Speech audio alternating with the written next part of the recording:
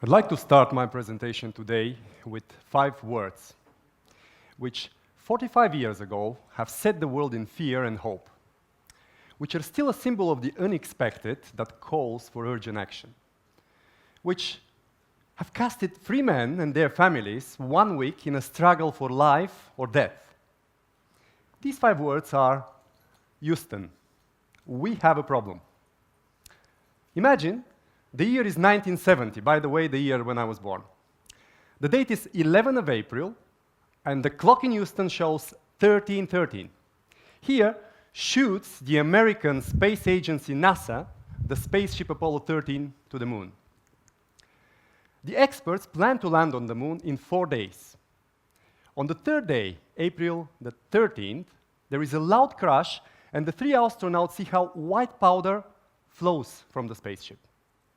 This is their oxygen. 2 from 3 oxygen tanks have just exploded, and their entire oxygen flows into the space. The Houston Control Center is in panic. No one has ever planned with such a disaster. The families of the 3 astronauts are completely horrified. How many of you have seen the film Apollo 13? Okay, young audience, I guess. If this here is the Earth, and this here is the moon, on the 3rd day they are here, closer to the moon, when the explosion happens. If they continue flying according to the plan, they have energy until here, somewhere in the middle, but not enough to reach the gravity of the Earth, and so to be pulled on the Earth's surface. It is clear mission landing on the moon has failed. All already financed geological, or rather lunar research, have been blown away by this explosion. Now, the life of the astronauts is at stake. Now, it is a matter of life or death.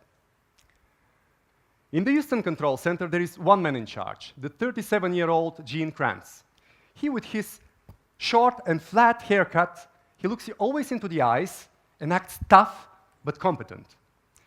He grasps immediately that in order to save the life of the astronauts, he has to win 1 fight, the fight for energy. Energy in the space is everything. You need energy in order to move the ship, in order to navigate it, and also to communicate with the Earth.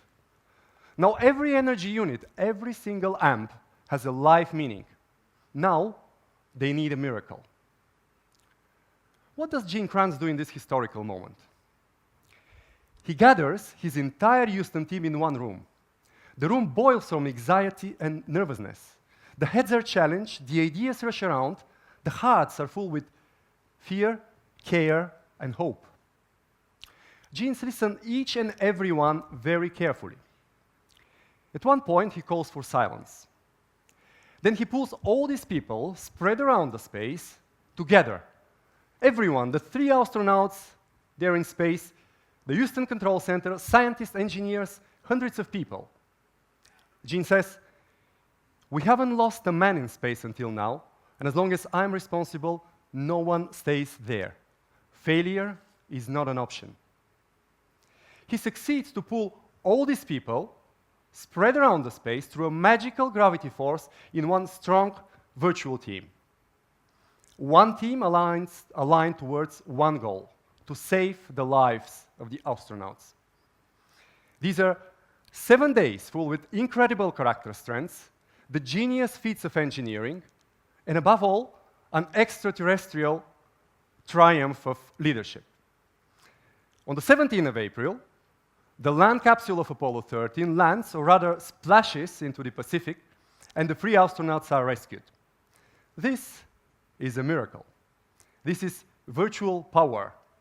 This is a virtual power team. Now, why I'm telling this story? How many of you have worked on a project which has an unexpected change in the middle? Okay, event industry, 50% smooth.